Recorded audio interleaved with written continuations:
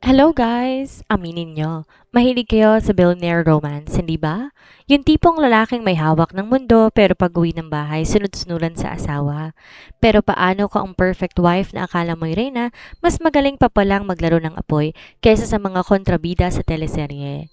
Kilalanin si Alexander Vance, isang bilyonaryong may lahat na maliban sa isang bagay, common sense pagdating sa asawa niyang si Sofia. Habang si Alex ay busy sa pagpapalago ng kanyang imperyo, si Sofia naman busy sa basta sa ibang bagay. Pero itong twist na hindi nyo makakalimutan. Hindi si Alex ang bida ng kwentong ito. Hindi rin si Sofia, kundi ang tatlo nilang anak. Ang mga triplets na may IQ na pang NASA at ugaling pang FBI. Silang nakahakita ng bawat galaw, bawat shot at bawat kasinungalingan ng kanilang nanay. Habang nagpapanggap na naglalaro ng video games, pinapabagsak na pala nila ang secret empire ng pagtataksil ng sarili nilang magulang. Ito ang kwentong puno ng cyber warfare, family drama at plot twist na magpapaisip sa inyo. Sa panahon ngayon, mas matalino pa ba ang mga bata kaysa sa mga magulang? The Billionaire's Unfaithful Wife and the Genius Triplets. Ito ang kwento ng pagtataksil, paghihiganti at ang pamilyang unti-unting gumuho para mabuong muli. Handa na ba kayong malaman ang katotohanan? Tara, simulan na natin. Si Alexander Vance ang kinatatakutang bilyonaryo na kayang padapain ng kahit sinong kalaban sa mundo ng negosyo. Ngunit sa likod ng matitigas na pader ng kanyang mansyon, siya isang lalaking nilalamon ng pagmamahal sa kanyang asawang si Sofia. Para kay Alex, si Sofia ang perpektong reyna, maganda, mapagmahal, at ina ng kanyang tatlong henyong triplets na sina Axel, Zian at Theo. Ngunit bawat tingning may kasunod na dilim. Sa likod ng mamahaling gown at peking ngiti, si Sofia may kinakasamang ibang lalaki. Isang laro ng mapanganib na pagnanasa na nangyayari mismo sa ilalim ng ilong ni Alex. Habang ang bilyonaryo ay abala sa pagpapalago ng kanilang imperyo para sa inaharap ng kanyang pamilya, unti-unti nang binubura ni Sofia lahat ng kanilang binuo.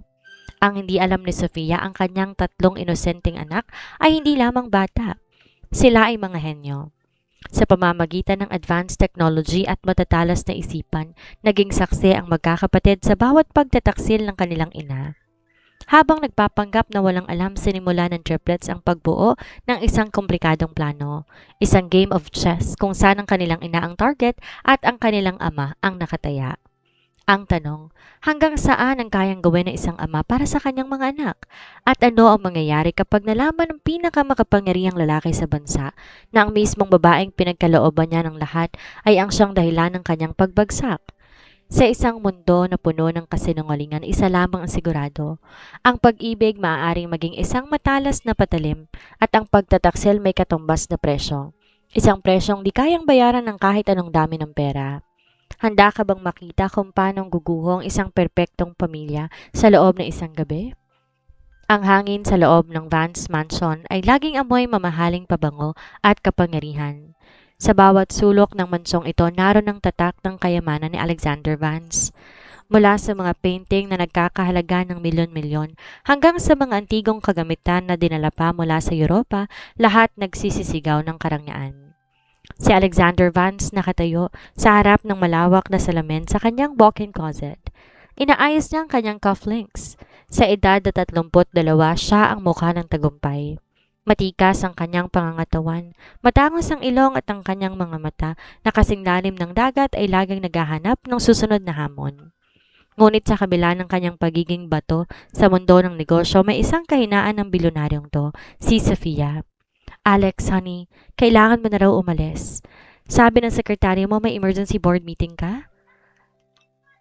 Malambing na tinig ang bumasag sa katahimikan ng kwarto.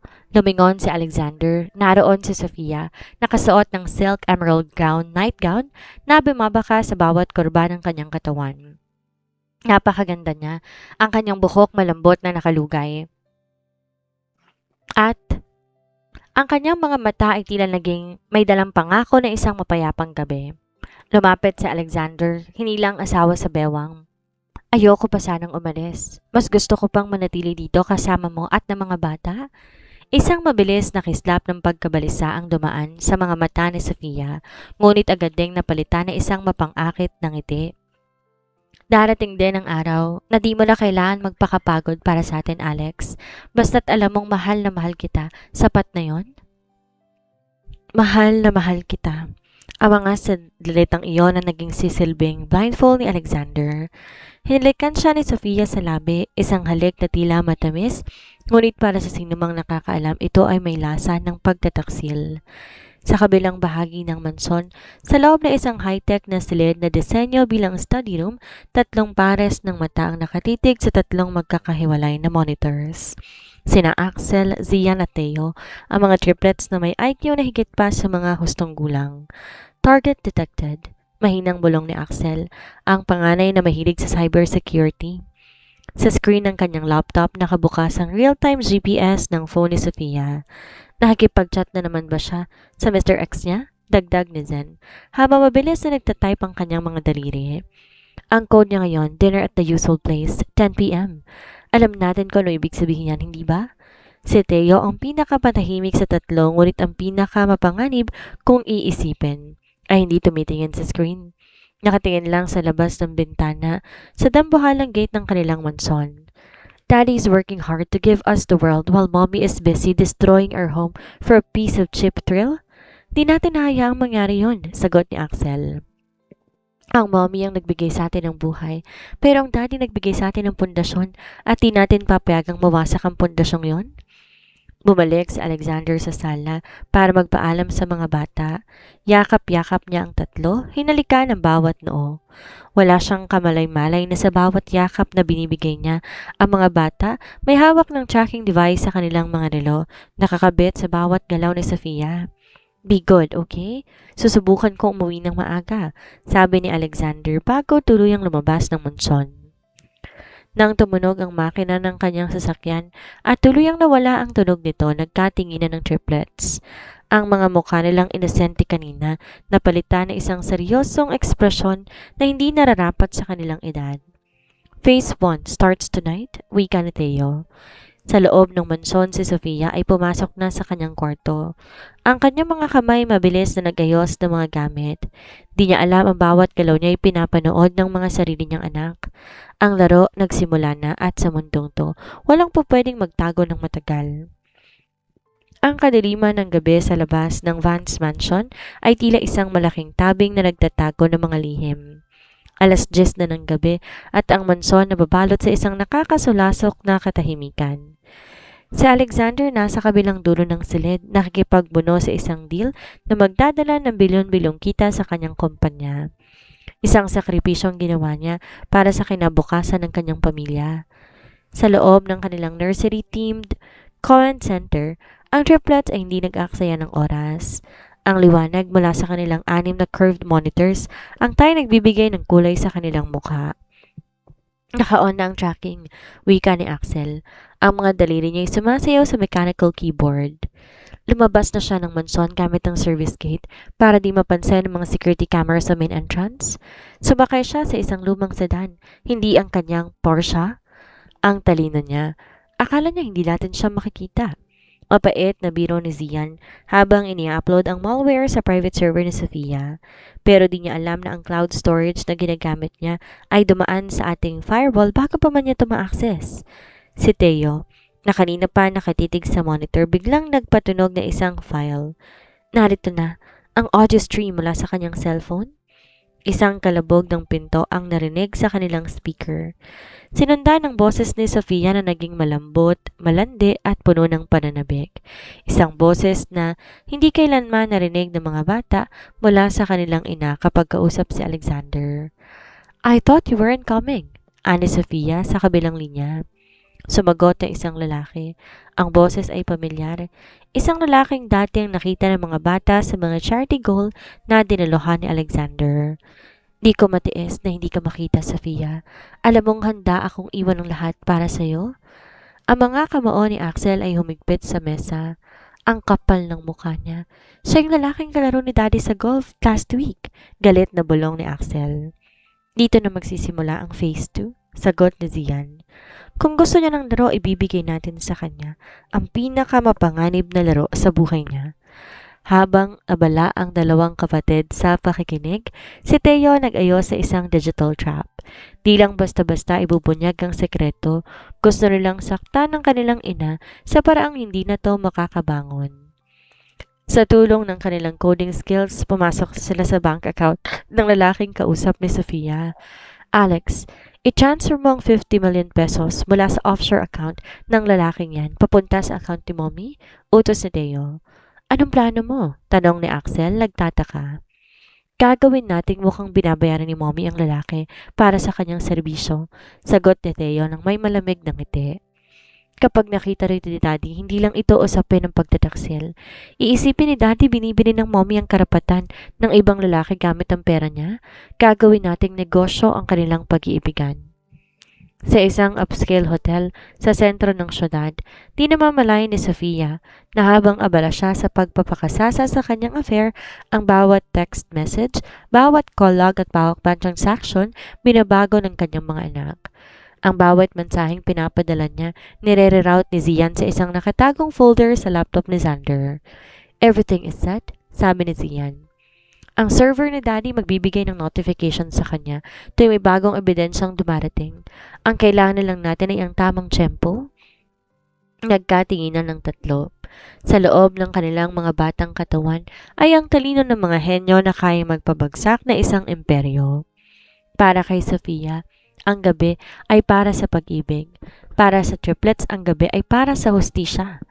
Hindi natin siya papatayin, bulong ni Teo habang nakatingin sa monitor kung saan nakikitang live feed ni Sofia na tumatama kasamang lalaki. Siguraduhin natin siya mismo magsasabi kay Daddy ng totoo bago natin siya tuluyang uubusin. Ang kanilang mga mata ay naglalagablab sa determinasyon.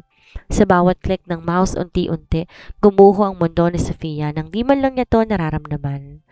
Ang kanilang ina ay hindi lamang nawala ng katapatan, nawalan din siya ng proteksyon mula sa mga taong dapat sana kanyang pinakamalakas na kakampi, ang kanyang mga anak. Ang gabi ay kasing itim ng syudad. Ang tunog ng jazz music ay umahalo sa bawat pagtawa ni Sofia. Suot niya ang isang itim na lace dress na bumabakas sa bawat kilos niya. Sa tabi niya si Jason, ang lalaking sa loob ng 6 na buwan ay naging anino ng kanyang bawat pagtataksil. Di ka ba natatakot na mahuli tayo, Sofia? Tanong ni Jason habang nilalapit ang baso ng wine sa labi ng babae. Ang asawa mo, ang pinaka makapangyarihang tao sa industriya. Isang pagkakamali lang, burado tayo sa mapa? Tumawa si Sofia, isang tawang puno ng pagmamataas. Si Alex? Masyado siyang abala sa pagpapayaman para mapansin ng maliliit na detalye. Bulag siya sa katotohanan na mas kailangan ko ng atensyon kaysa sa pera niya. Di alam ni Sofia ang bawat salita niya, nire-record na isang miniature drone na nakatago sa ventilation duct ng penthouse. Ang mga triplets nasa kabilang dulo ng linya, nakikinig sa bawat detalye. Ang kanilang mga mukha tila mga estatwang yari sa yelo. Zian, i-upload mo ang audio sa private cloud ni Daddy, utos ni Axel. Ngayon na, itag mo bilang urgent security breach. Sa kabilang banda, si Alexander Vance nakaupo sa kanyang opisina, pagod mula sa mahabang meeting. Ang kanyang telepono biglang tumunog, isang notification mula sa kanyang private security server. Kumanot ang kanyang loob. Bihirang magpadala ng alert ang server na yon kung walang seryosong banta. Binuksan niya ang file. Ang una niyang narinig ay ang boses ng kanyang asawa. Si Alex, masyado siyang abala.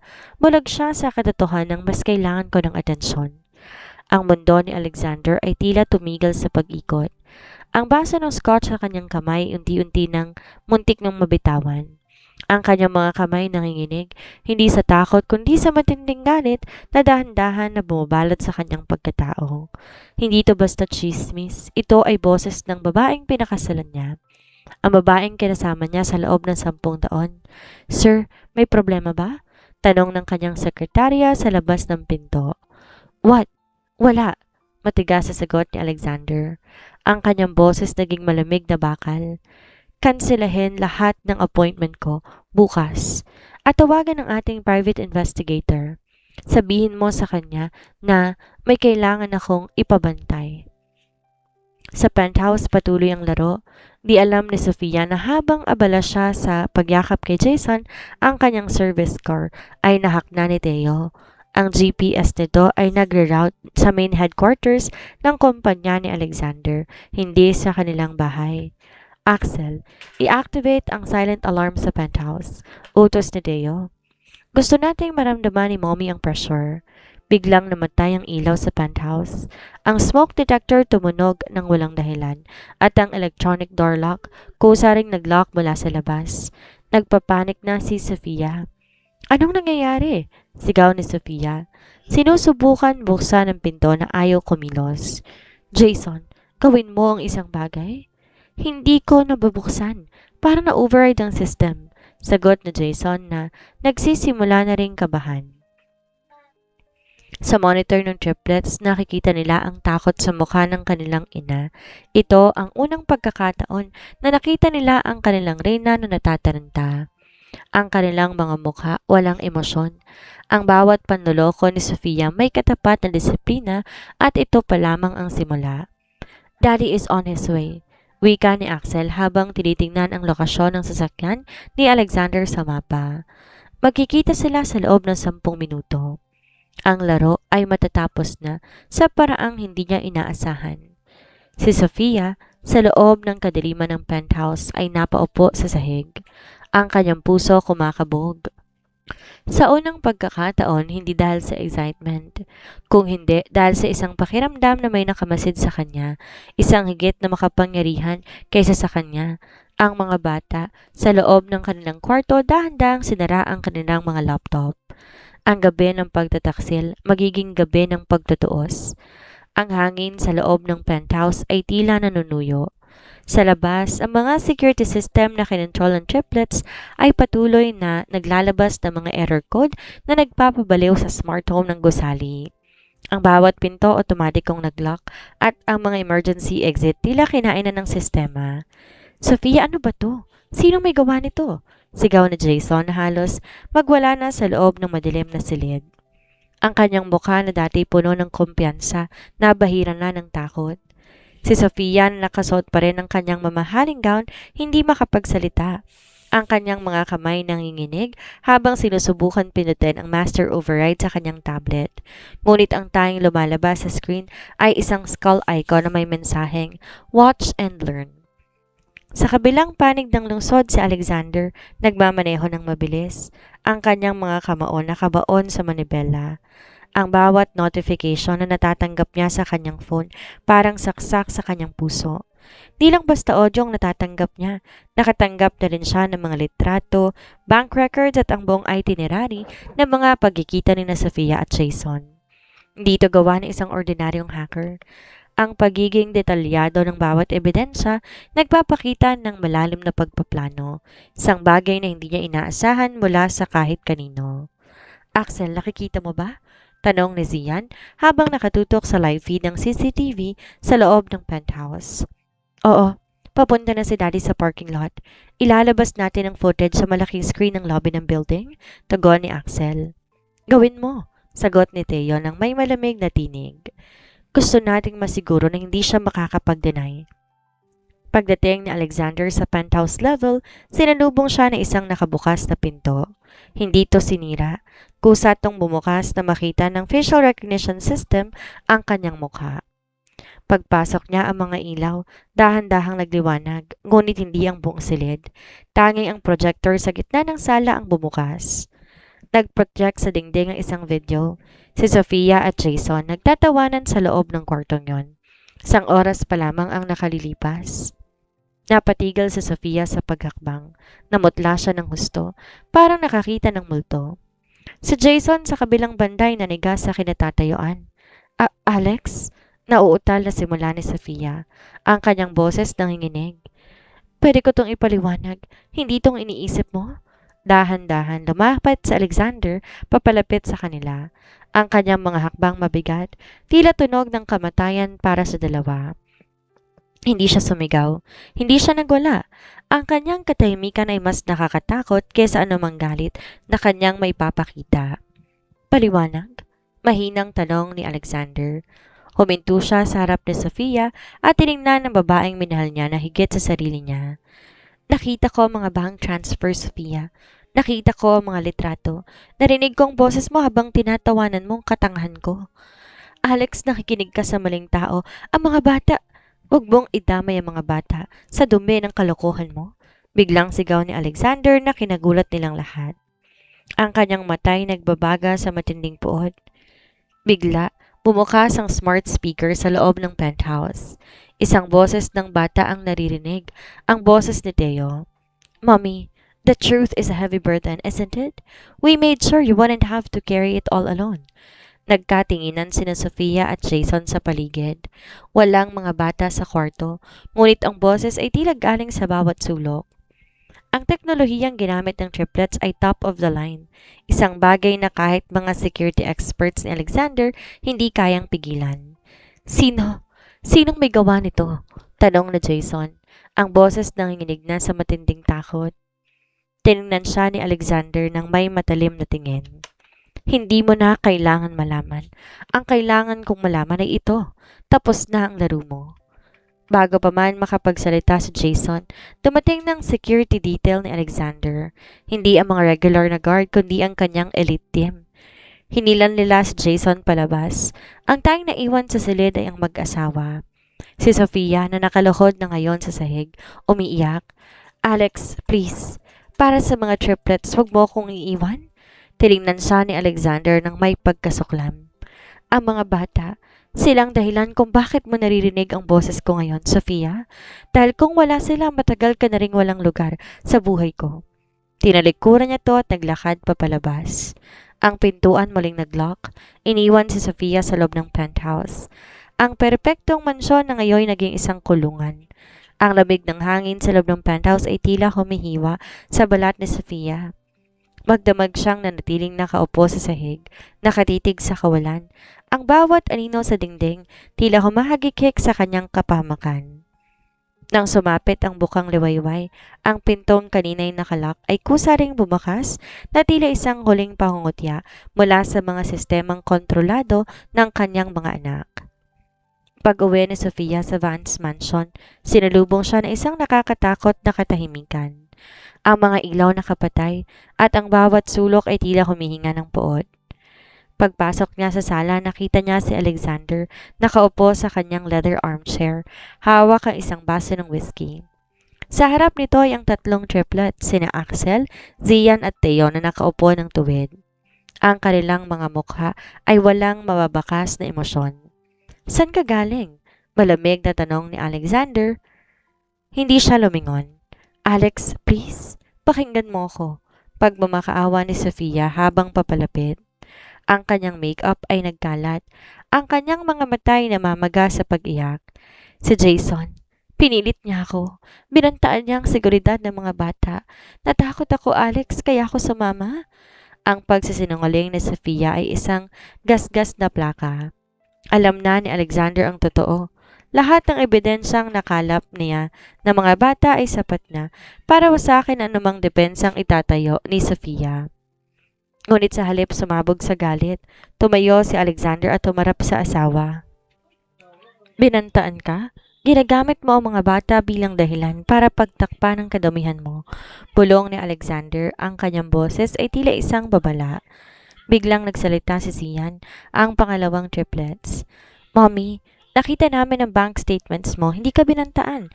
Ikaw ang nag-wire ng pera sa kanya para sa bawat gabing ginugol nyo sa penthouse. Nandun ang digital signature mo sa bawat transaction. Nagulat si Sofia. Tiningnan niya ang kanyang mga anak, ang mga batang inakala niyang inosente. Nakita niya ang isang kakaibang talim sa kanilang mga mata. Dito ang mga anak dati humahalik sa kanya tuwing pag-uwi.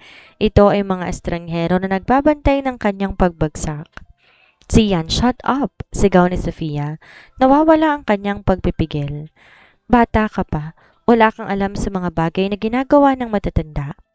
Alam namin ang lahat, Mommy, sagot ni Axel habang kinakalikot ang kanyang tablet. Alam namin hindi mo kami mahal. Alam namin pera lang ni Daddy ang mahal mo at alam namin plano mong iwan kami kasama ni Daddy kapag nakuha mo ng hati sa ari-arian niya. Namutla si Sofia.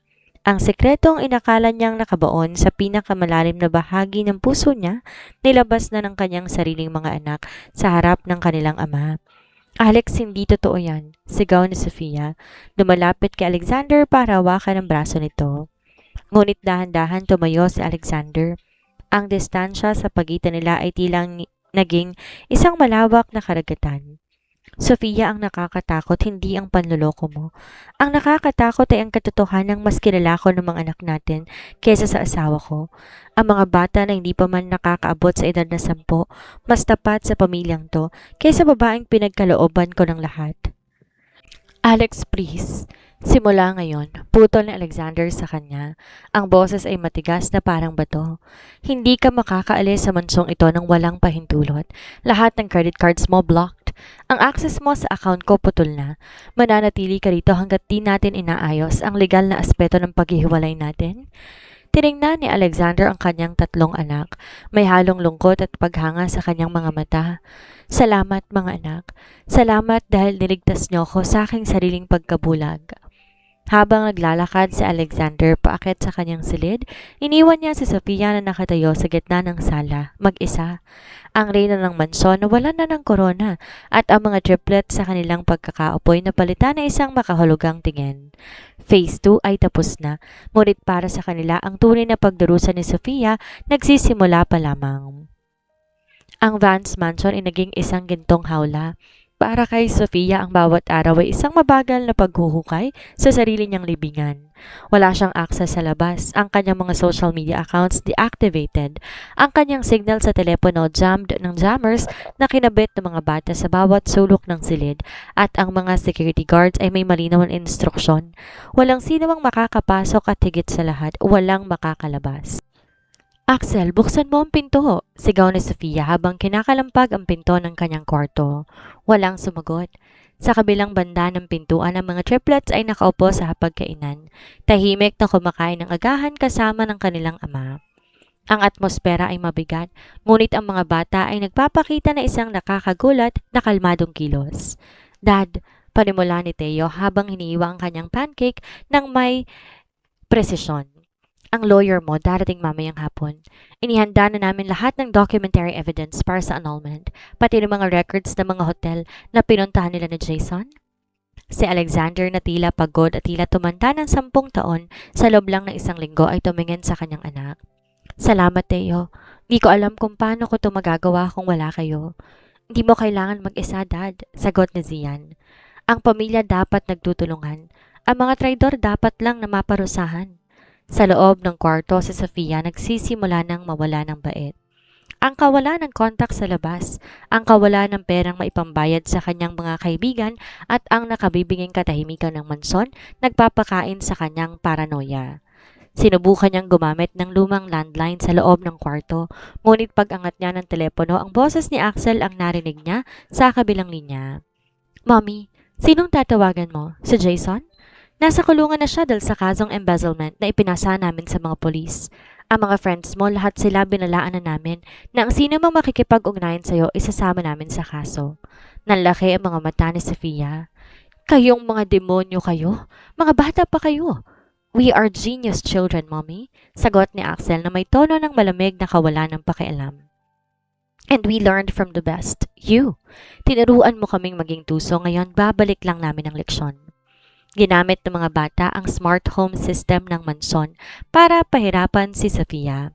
Sa gabi, ang temperatura sa loob ng kanyang kwarto kusang bumababa sa sukdulan at sa araw ang mga smart speakers nagpapatunog ng mga audio clips ng mga usapan nila ni Jason, isang paulit-ulit na alaala ng kanyang kataksilan. Bawat pinto bumubukas at sumasara ng kusa at ang mga ilaw kumukurap-kurap sa paraang nakakahilo. Isang hapon, pumasok si Alexander sa kwarto ni Sofia. Ang dating reyna mukhang basahan na. Nakaupo sa sulok, magulo ang buhok at nanginginig ang mga kamay. Alex, please, hikbi ni Sofia. Gawin mo na ang gusto mo pero ilabas mo ko rito, hindi ko na kaya. Tiningnan siya ni Alexander na may awa na hinaluan ng puot. Ang mga bata ang nagdidikta ng galaw, Sofia, at sa tingin ko hindi pa sila tapos. Mga bata? Silang nagpapahirap sa akin. Sila... At sinong nagtulak sa kanila na maging ganon? Talong ni Alexander. Kung naging matapat ka lang, magiging perpekto sana ang buhay natin pero pinili mo ang laro. Ngayon, matalo ka na. Pagtalikod ni Alexander, narinig ni Sofia ang mahinang tawanan mula sa intercom. Ang boses ng kanyang tatlong anak. Hindi sila naglalaro, sila ay naghihigante. At sa bawat segundong lumilipas, ramdam ni Sofia na ang tunay na bilangguan hindi ang mansyon, kundi ang puot ng mga taong dapat sana'y nagmamahal sa kanya. Ang courtroom puno ng mamamahayag at mga elite na gustong masaksihan ang pagbagsak ng power couple ng industriya. Ngunit sa likod ng pintuan ng korte ang laban hindi na tungkol sa pag-ibig, ito ay tungkol sa survival. Si Sofia nakaupo sa defendant's chair, suot ay isang simpleng puting dress. Sinusubukan palabasin ang kanyang sarili bilang isang biktima ng isang dominante at mapang-aping asawa.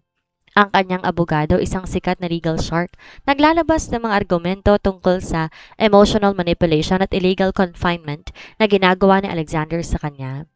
Ang aking kliyente. Simula ng abogado ni Sofia ay ikinulong, pinagkaita ng komunikasyon at tinakot ng kanyang sariling asawa. Lahat ng ebidensyang binigay ni Mr. Vance bunga ng ilegal na paghahak sa pribadong buhay ni Mrs. Vance. Ngumiti si Alexander sa kanyang upuan. Kalmado siya dahil alam niyang hindi lang siyang naghahanda. Sa kanyang tabi ang tatlong triplet, si Axel, Zian at Theo ay nakasuot ng maliliit na suit. Tila mga batang galing sa isang photoshoot, ngunit ang mga mata kasing talim ng mga agila. Your Honor, wika ni Alexander, tumayo at tumarap sa judge. Gusto kong tawagin ang isa sa aking mga anak bilang witness. Nagbulungan ng mga tao sa loob ng korte ang paggamit ng mga bata bilang witness sa isang kontrobersyal na desisyon. Ngunit si Theo, ang pinaka-tahimik at pinaka-matalino, dahan-dahan lumakad patungo sa witness stand. Theo, ano ang alam mo sa mga nangyari? Tanong ng abogado ni Alexander. Tumingin si Theo sa kanyang ina. Walang emosyon sa kanyang mukha. Hindi po kinulong si Mommy dahil sa selos, Your Honor. Kinulong siya dahil kailangan niyang panagutan ng mga krimen na ginawa niya gamit ang pera ng aming ama. Mabilis tumayo ang abogado. Ni Sofia, objection, ang bata ay manipulado. Overruled, sagot ng judge. Ituloy mo, bata. Naglabas si Theo ng isang maliit na tablet. Your Honor, hindi lang po si Jason ang katuwang ni Mommy. Bago pa man ang lahat, may iba na siyang kinakausap. Isang grupo ng mga industrial spies na nagbebenta ng trade secrets ng company ni Daddy. Nagkaroon na nakabibinging katahimikan. Ang mukha ni Sofia biglang nawala ng kulay. Industrial espionage, yon ang sekretong di niya akalaing malalaman ng mga bata. May ebidensya ka ba? Tanong ng judge. Narito po ang buong server logs, sagot ni Theo habang mabilis na nagtatype ng kanyang tablet na nakakonekta sa projector ng korte. Sa malaking screen lumabas ang malaking bank records na nagpapakita ng malalaking halaga ng pera na pumasok sa account ni Sofia mula sa pangunahing kakumpetensya ni Alexander. Hindi lang siya nagtaksil sa asawa, ninakawan niyang kinabukasan ng kanyang sariling mga anak. Ang pera na nakuha niya, patuloy ni Theo, ang boses ay matatag, ay ginamit niya para pondohan ang kanyang marangyang lifestyle habang unti-unti niyang ibinabagsak ang kumpanya ng dad mula sa loob. Hindi po siya biktima, siya ang mastermind. Ang bawat detalye, ang mga petsa, ang mga pangalan ng mga espiya, ang mga confidential files na ibinenta ay isa-isang lumabas sa screen. Ang abogado ni Sofia napatigil. Hindi alam ang isasagot dahil ang ebidensya hindi lamang circumstantial, ito ay digital gold. Si Sofia sa gitna ng kanyang pagkataranta ay tumingin kay Alexander. Alex, hindi ganyan ang nangyari. I-explain ko sa'yo. Tapos na ang pagpapaliwanag, Sofia. Matigas na wika ni Alexander. Nang ilabas ni Theo ang huling ebidensya, ang voice recording kung saan tinatawanan ni Sofia ang ideya ng pagpapabaya sa kanyang mga anak para sa pera, ang judge napailing na lamang. Ang emosyon sa loob ng korte nagbago mula sa pagiging makabayan kay Sofia patungo sa matinding pagkamuhi sa kanya. Paglabas ng mga triplets sa witness stand, dumaan sila sa tabi ng kanilang ina. Hindi sila tumingin, hindi sila kumibo. Para kay Sofia, sa sandaling yon ang kanyang mga anak ay naging mga estranghero na humubog sa kanyang sariling pagbagsak. Ang kaso hindi na pabor sa kanya. Ang laro ng panloloko ay tapos na at ang nanalo ay ang mga batang henyo na di kailanman nagpadala sa kanyang mga luha. Ang hatol ng korte parang isang matalim na gulo na bumabagsak sa leeg ni Sofia. Sa harap ng media at ng buong industriya, ang kanyang pangalan ay dinungisan. Di lang siya tinanghal na taksil na asawa, siya ay kinasuhan ng industrial espionage at fraud. Ang judge na di nakapagtimpi sa bigat na mga ebidensyang nilatag ng mga triplets ay naglabas ng arrest warrant on the spot. Habang kinakabitan ng posas ang mga pulso ni Sofia, ang tunog ng bakal na dumadampi sa kanyang balat ay tila isang sumpa. Ang kanyang mamahaling alahas ay inalis, ang kanyang designer dress na palitan ng kulay abong damit ng isang bilanggo. Hindi ito maaari, sigaw niya, habang kinakaladkad siya ng mga pulis palabas ng courtroom. Tumingin siya kay Alexander na nakatayo lang sa malayo, ang kanyang mukha kasing tigas ng semento. Alex, sabihin mo sa kanila na kasinungalingan to. Mga bata lang gumawa niyan. Hindi kumibo si Alexander. Tumingin lang siya sa kanyang asawa. Hindi na may galit kundi may matinding pagkadismaya. Ang babaeng minahal niya isa na lamang anino, isang estrangherong binalot ng kasakiman. Sa labas ng courthouse, ang mga triplets ay nakatayo sa tabi ng kanilang ama. Si Teo ang humakbang papalapit ng unti-unti habang lumalapit ang mga pulis kay Sofia. "Mommy," tawag ni Teo. Ang kanyang boses ay kalmado, halos bumubulong, pero may talim na sumusugat. "Akala mo ba tapos ng laro?" Huminto ang mga pulis dahil sa biglang pagsasalita ng bata. Tumingin si Sofia sa anak, umaasa ng kahit kaunting awa. "Teo anak, patawarin mo si Mommy." Ngumiti si Teo, isang ngiti na hindi pang bata. "Ang lahat ng perang ninakaw mo, ang mga offshore accounts na ginamit mo para sa iyong espiya, na-trace na namin lahat. Bago ka man makapasok sa loob ng selda, wala ka ng kahit isang sentimo. Ang lahat ng ari-arian mo nakapangalan na kay Dad, wala kang matatakbuhan." "Demonyo kayo!" sigaw ni Sofia. Ang mukha naging pula sa galit at kahihiyan. "Mga anak ko kayo, bakit ito ginawa sa akin?" Si Axel naman ang lumapit. Ang kanyang mga matay puno ng pait. "Ginawa namin to dahil sa loob ng 10 taon kami ang nagmasid sa'yo. Nakita namin kung paano mo ginamit si Daddy, kung paano mo kami tinuring ng mga display sa isang magazine cover para lang magmukhang perpektong buhay mo. Hindi kami mga manika, Mommy. Kami ang mga arkitekto ng aming sariling kapalaran." Nilapit ni Sofia ang kanyang mukha sa mga anak. Handang manakit, ngunit mabilis siyang hinarangan ng mga security detail ni Alexander. "Dalhin niyo na siya," utos ni Alexander. Ang kanyang boses ay malamig, walang bahid ng pag-aalinlangan. Habang pinapasok si Sofia sa loob ng patrol car, ang bawat kislap ng kamera ng mga reporter ay parang kidlat na bumubulag sa kanya. Ang kanyang mundo, ang marangyang buhay, ang kapangyarihan, ang paghanga ng publiko ay naglaho sa isang iglap. Sa loob ng sasakyan, tumingin siya sa bintana. Nakita niya ang kanyang 3 anak na nakatayo sa tabi ni Alexander. Mukha silang isang matibay na pader, isang pamilyang binuo muli sa labas ng kanyang presensya. Nang umandar ang sasakyan, naramdaman ni Sofia ang tunay na bigat ng kanyang nagawa. Hindi ang pagkakulong ang pinakamasakit, kundi ang katotohanan na siya mismo ang pumutol sa ugnayan sa mga taong tanging nagmamahal sa kanya. Ang reyna wala na, ang bilyonaryo nakalaya na, at ang mga henyong triplets ay nagtagumpay sa kanilang misyon. Sa loob ng mansyon sa gabing yon, walang nagdiwang. Pero sa unang pagkakataon, sa loob na napakatagal na panahon, nakatulog si Alexander ng payapa. Wala ng lihim, wala ng takot, at higit sa lahat, wala ng kasinungalingan. Ang bilangguan ay hindi marangyagay ng Vance Mansion. Ang mga dingding kulay abo. May amoy ng kalawang at basang semento, at ang tanging musika ay pagtunog ng mga bakal sa rehas na nagsasara sa bawat sulok. Para kay Sofia, bawat segundo sa loob ng selda ay parang 1 taon. Ang kanyang balat na dati inaalagaan ng mamahaling skincare, unti-unting natutuyo dahil sa init at dumi. Sa kabilang banda, ang Vance Mansion sumasailalim sa isang masakit ngunit kinakailangang paglilinis. Si Alexander ay nag-utos na itapon lahat ng gamit na pagmamayari ni Sofia. Bawat damit, bawat pabango at bawat painting na may kinalaman sa kanyang alaala nilabas ng mga trabahador. "Dad, kailangan ba talaga itong gawin?" tanong ni Zian habang nakatanaw mula sa bintana. Pinapanood ang mga truck na naglalabas ng mga gamit ni Sofia. Tumabi si Alexander sa kanyang anak, hinaplos niya ang buhok nito. "Kailangan, Zian. Hindi tayo maaaring magsimula ng bagong kabanata kung puno pa rin ng nakaraan ng ating tahanan. Ang espasyong ito ay para sa ating tatlo. Habang nagdiligpit, may isang safe na natagpuan sa likod ng malaking cabinet sa master's bedroom. Hindi ito binuksan ni Alexander, inabot nito kay Axel.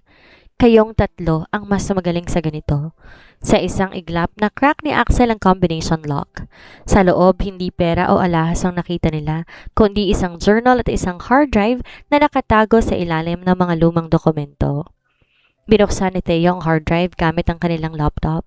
Ang laman nito ay isang serye ng mga video diary ni Sofia na kinunan niya noong unang taon pa lamang ng kanilang kasal. Di ko alam kung hanggang kailan ko kayang magkunwari, bungad ni Sofia sa video. Mahal ko si Alex, pero ang presyon ng pagiging asawa ng isang bilyonaryo, ang pagiging ina ng 3 bata na laging mas matalino sa akin, nakakasakal. Pakiramdam ko nawawala ako. Pakiramdam ko dekorasyon lang ako sa mansong ito. Napatigil ang triplets. Ang boses ni Sofia ay hindi malandi o mapanlin lang. Ito ay puno ng matinding insecurity at depression.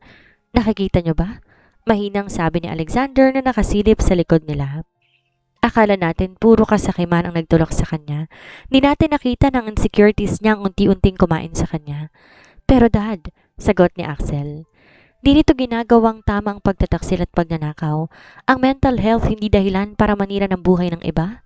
Tama ka, pagsang-ayon ni Alexander. Pero ang pag-unawa sa bakit ay bahagi ng pagpapatawad, hindi para sa kanya kundi para sa ating kapayapaan.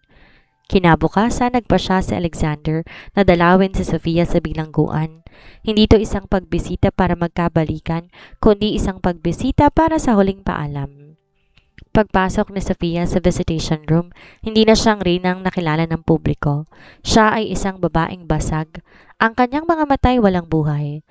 Bakit ka naririto? Tanong ni Sofia, umiiwas ng tingin. Dinala ko ang mga bata, sabi ni Alexander. Pumasok ang triplets. Tumayo sila sa harap ng salamin.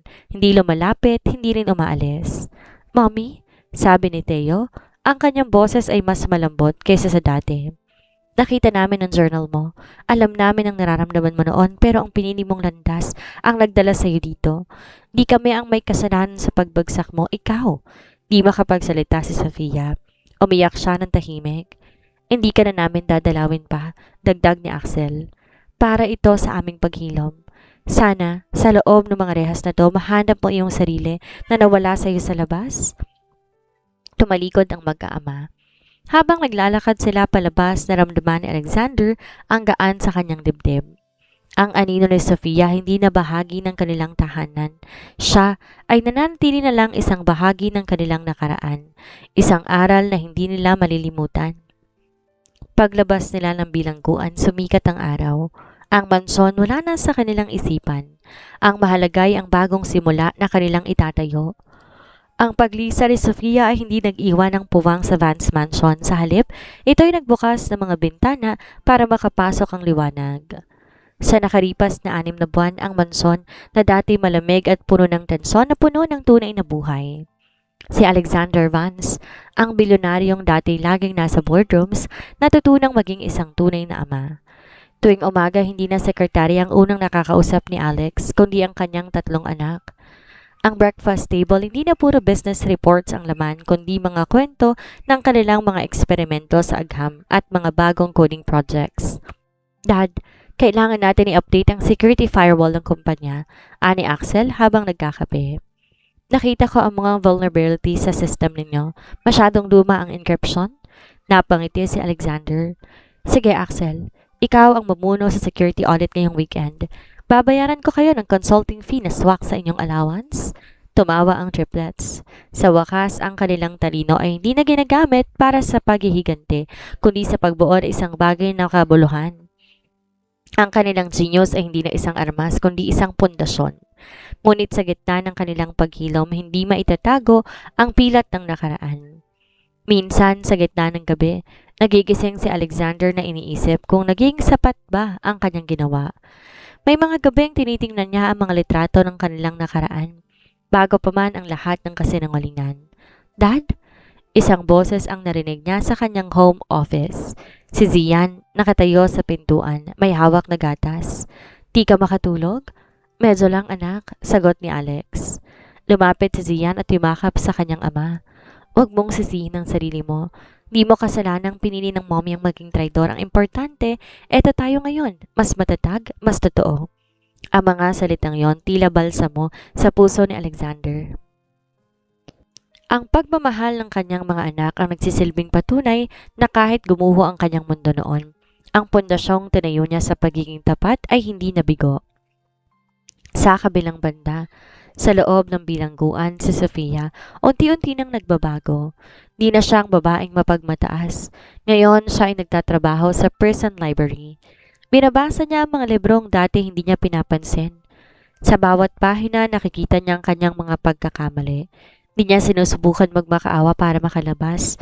Alam niya hindi pa siya handa pero sa kaibuturan ng kanyang puso may isang pangarap ang namumuo. Ang makita ang kanyang mga anak. Hindi bilang isang reyna kundi bilang isang ina na humihingi ng tawad ng walang hinihinging kapalit. Isang hapon nakatanggap ng sulat si Alexander, walang return address. Binuksan niya at bumungad ang sulat kamay ni Sofia, walang drama, walang pagsusumamo. Hindi ko inaasahan ang tawad ninyo, pero gusto ko lang malaman ninyo na sa unang pagkakataon, nakikita ko ng mundo ng malinaw. Hindi perang kailangan ko, kundi ang kapayapaan na matagal ko nang tinapon. Salamat sa pagtira sa akin sa bilangguan, dahil dito natuto ako maging taong muli. Naramdaman ni Alexander ang dahan-dahang pagkawala ng huling bahagi ng kanyang puot. Tiniklop niyang sulat at nilagay sa drawer. Di niya to pinapakita sa mga bata dahil alam niya hindi pa itong tamang panahon. Ang mansyon muling nagkaroon ng kulay. Nagtanim sila ng mga bagong halaman sa hardin, nagpintura ng mga kwarto, at ang bawat sulok ay hindi na nagtatago ng mga bugs o spyware, kundi ng mga alaala ng isang masayang pamilya. Ang pagtataksil ay isang mahabang dilim, ngunit ang paghilom ang nagbigay daan sa isang mas maliwanag na bukas. Ang balita ay kumalat na parang apoy sa tuyong damuhan. Si Sofia Vance nakalaya na sa bisa ng isang early parole dahil sa good behavior at dahil na rin sa mga bagong ebidensyang nagpapatunay na siya'y biktima rin ng manipulasyon ng mga industrial spies na una niyang kinasangkapan. Sa loob ng Vance Mansion ang atmosfera biglang nagbago, ang seguridad pinalakas. Si Alexander hindi mapakali, pabalik-balik sa kanyang opisina habang ang mga triplets na ngayon nasa edad 12 na at mas matatalino pa, tahimik na nagmamasid sa kanilang mga monitors. Dad, wika ni Axel habang ang mga mata nakapako sa CCTV screen ng gate. Nasa labas siya, nakatayo lang sa tapat ng gate. Huminto ang tibok ng puso ni Alexander. Bumaba siya sa sala. Ang kanyang mga kamay nanginginig sa loob ng kanyang bulsa. Nang bumukas ang pintuan, nakita niya ang isang babaeng payat, nakasuot ng simpleng damit at wala na ang kinang na dati nakakasilaw, si Sofia. Nang makita niya si Alexander, kusa tong napaluhod sa damuhan. Di siya pumasok, nanatili siya sa labas. Basang-basa ng ulan na nagsisimulang bumuhos. Di ako narito para manggulo, mahinang sigaw ni Sofia. Ang boses ay rehistro ng taon ng pagsisisi. Gusto ko lang makita ang mga bata. Kahit isang beses lang gusto kong humingi ng tawad sa kanila ng harapan. Lumabas si Alexander. Di niya pinayagang pumasok ang mga bata, ngunit hindi rin niya to pinagtabuyan. Sofia, mahirap ang hinihingi mo. Binura mo ang tiwala nila, hindi yan basta-basta na ibabalik. Alam ko, sagot ni Sofia habang ang luha humahalo sa ulan. Hindi ko na kailangan maging bahagi ng buhay ninyo. Ang gusto ko lang ay malaman nilang hindi ko sila ginustong sakta noon. Nadala lang ako ng kasakiman at ng takot na hindi ako sapat para sa inyo. Sa loob ng mansyon, pinapanood ni Zian at Theo ang tagpo sa screen. Dad, hayaan mong lumapit kami. Wika ni Zian sa pamamagitan ng intercom. Tumango si Alexander. Ang triplets dahan-dahang lumabas ng mansyon. Sa ilalim ng malakas na ulan, hinarap nila ang kanilang ina. Si Sofia ay nakaluhod, ang kanyang mga kamay nanginginig. Nang makita niya ang kanyang mga anak, ang kanyang buong pagkatao ay gumuho sa isang matinding hikbi. Mga anak, patawarin niyo ako, bulong ni Sofia. Hindi nagtatangkang hawakan ng mga bata. Si Theo, ang pinaka-analytical sa tatlo, ay lumapit, tiningnan ng kanyang ina. Mami, ang pagpapatawad ay hindi basta salita. Ito ay isang proseso. Hindi mo mababawi ang mga nagawa mo at hindi namin mabuburang sakit na naramdaman namin. Alam ko, sagot ni Sofia. Handa akong maghintay kahit habang buhay. Hindi mo kailangan maghintay, wika ni Axel. Kailangan mo lang mabuhay ng maayos. Yun ang tanging paraan para patunayan mong nagbago ka na. Ang triplets ay tumalikod at bumalik sa mansyon. Iniwan si Sofia sa ulan. Hindi sila nagyakap, hindi sila nagsorry pero sa pagkakataong to, walang puot sa kanilang mga mata. Ang pagbabalik ni Sofia hindi isang reunion. Ito ay pagtatapos na isang kabanata kung saan lahat ng galit unti-unting napalitan sa pagtanggap ng katotohanan. Pagpasok ni Sofia sa kanyang sasakyan, naramdaman niya ang isang kakaibang kapayapaan.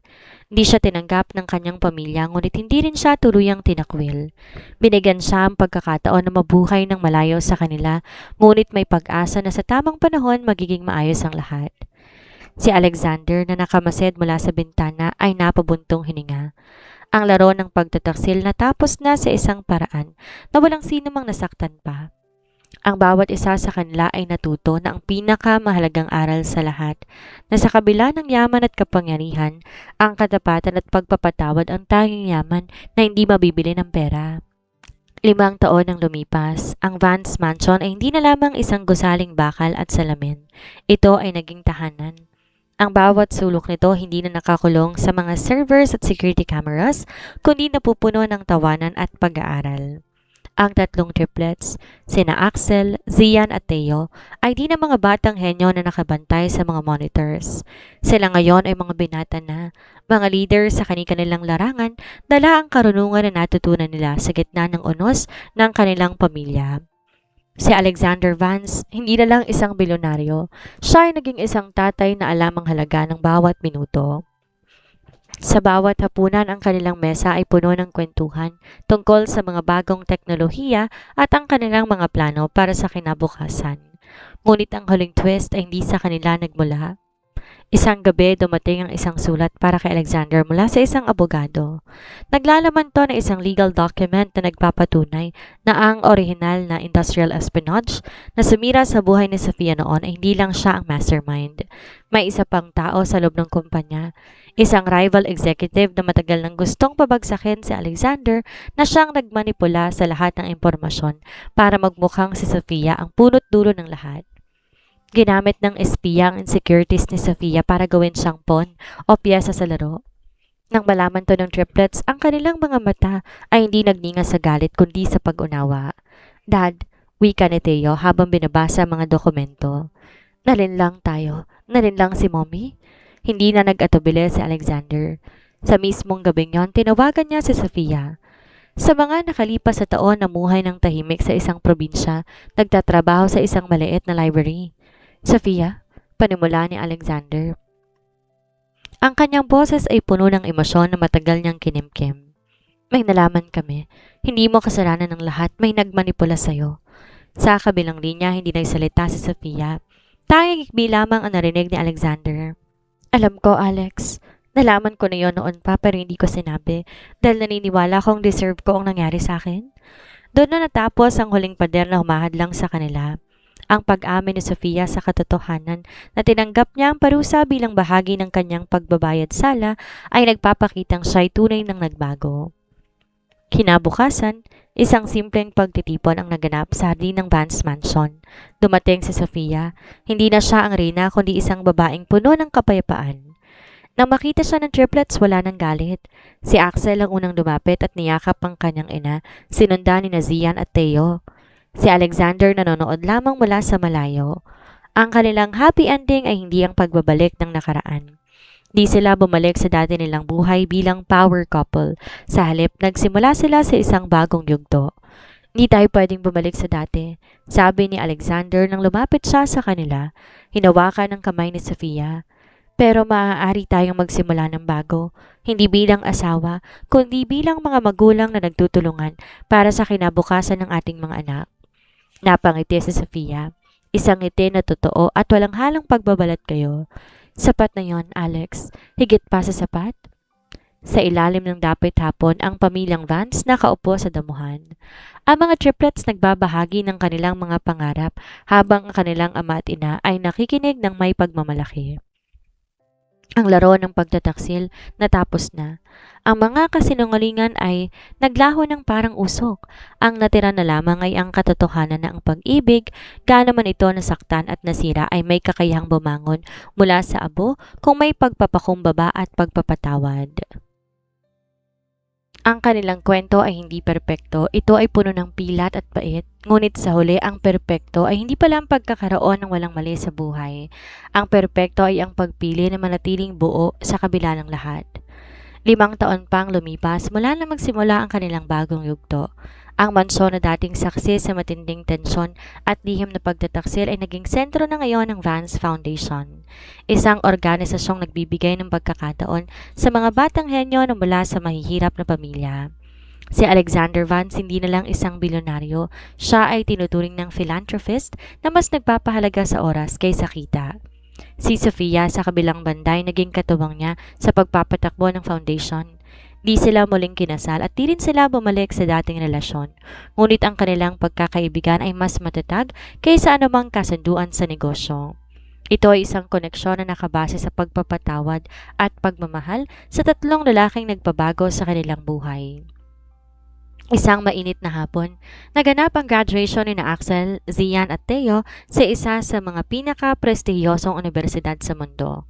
Ang tatlo sabay-sabay na nagtapos ng double degree sa Artificial Intelligence at Business Management. Habang nakaupo sa harap ng hilera, hawak ni Alexander ang kamay ni Sofia, isang pagkilos ng simbolo ng kanilang pinagsamang paglalakbay. Nakikita mo ba sila, Alex? Bulong ni Sofia, habang ang mga luha ng kagalakan ay dumadaloy sa kanyang mga mata. Sila ang patunay na hindi nasayang lahat ng ating pinagdaanan. Oo, Sofia, sagot ni Alexander.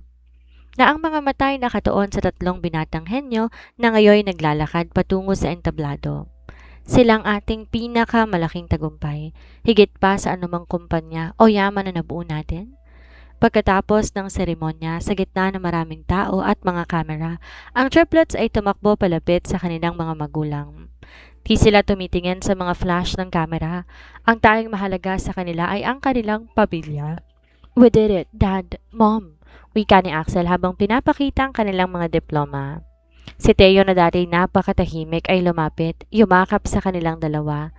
Hindi namin ito makakamit kung wala ang inyong suporta. Ang mga aral na natutunan namin, ang mga pagkakamali at ang pagbangon, yan ang nagturo sa amin kung ano ang tunay na tagumpay. Sa gabing yon, nagkaroon sila ng isang simpleng hapunan sa loob ng mansyon. Walang magarbong party, walang mga bisitang politiko, tanging sila lamang 5, kasama ng kanilang mga paboritong pagkain na niluto ni Sofia. Habang nagtatawanan, kinuha ni Zian ang mga inosenteng bata pa lamang, business report, at remote pinindot ang screen sa dingding. Ang bumungad ay video clips mula nung sila'y bata pa, mga panahong di pa sila henyo at mga panahong sila'y mga inosenteng bata pang naglalaro sa hardin. Napuno ng tawanan at bahagyang lungkot ang silid. Nakita nila ang sariling mga video, ang pagsubok, ang pagkadapa at ang pagtayo. Alam nyo, sabi ni Alexander habang nakatingin sa kanyang pamilya, ang pinaka-importante sa lahat, hindi tayo nawasak. Maraming pamilyang bumibigay kapag dumadating ang unos, pero tayo, ginawa nating ang unos ang pundasyon sa ating bagong buhay. Si Sofia na nakatingin sa kanyang mga anak at kay Alexander ay tumayo at tinaas ang kanyang baso. Para sa mga Vance, hindi dahil tayo ay mayaman o dahil tayo matalino, kundi dahil totoo sa isa't isa. Ang gabi ay nagtapos ng may kapayapaan sa puso ng bawat isa. Sa labas ng mansyon, ang mundo'y patuloy na umiikot, puno ng kaguluhan at kasinungalingan. Ngunit sa loob ng Vance Mansion, ang liwanag ay hindi kailanman mapapatay. Ang kanilang happy ending hindi isang wakas, kundi isang masayang pagsisimula na isang legacy na di mabubura ng panahon. Sila ay isang pamilya na natutong lumipad matapos bumagsak at ang kanilang kwento ay magsisilbing inspirasyon sa lahat ng naniniwalang ang pag-ibig kapag hinaluan ng katapatan at pagpapatawad ay ang pinakamakapangyarihang lakas sa mundo. At yan ang kwento ng pamilyang Vance. Grabe, di ba? Sa unang tingin, akala natin to'y kwento lang tungkol sa pera, pagtataksil at high-tech na paghihiganti ng tatlong bata. Pero kung lalaliman natin, mas malalim pang mensahe nito. Alam nyo, ang kwento ni na Alexander at Sofia ay isang paalala na sa mundong puno ng filters, fake news at social media perfect life, napakadaling magtago sa likod ng maskara. Minsan nakala natin ang mga taong pinakamalapit sa atin ang kilala natin, pero yun pala sila ang pinakamalaking estranghero. Pero ang totoong bida rito, hindi ang pera ni Alexander, kundi ang talino at prinsipyo ng triplets. Pinakita nila ang pagmamahal ay hindi lang pagtanggap sa lahat ng mali ng magulang. Minsan, ang pinakamalaking pagmamahal ay ang pagpapakita sa kanila ng katotohanan, gaano man to kasakit. Ang aral natin ngayon, ang tiwala parang baso. Kapag nabasag, pwedeng pagdugtungin, pero hindi na to babalik sa dati. Pero tandaan nyo rin, ang pamilya hindi perpekto. Lahat tayo may pagkakamali, pero ang pagkakaiba ng mga nagtatagumpay sa hindi ay ang kakayahang humingi ng tawad at ang kagustuhang magbago. Kaya bago tayo matapos, tanungin yung sarili ninyo. Sa mga taong nakapaligid sa inyo ngayon, sino ang totoong totoo? At sinong naglalaro lang ng chess sa likod ninyo? Sana natuto kayo at sana maging masaya kayo sa kwentong to. Hanggang sa susunod na chika at aral, ako ang inyong storyteller, Miss Sandra, signing off. Maraming salamat po.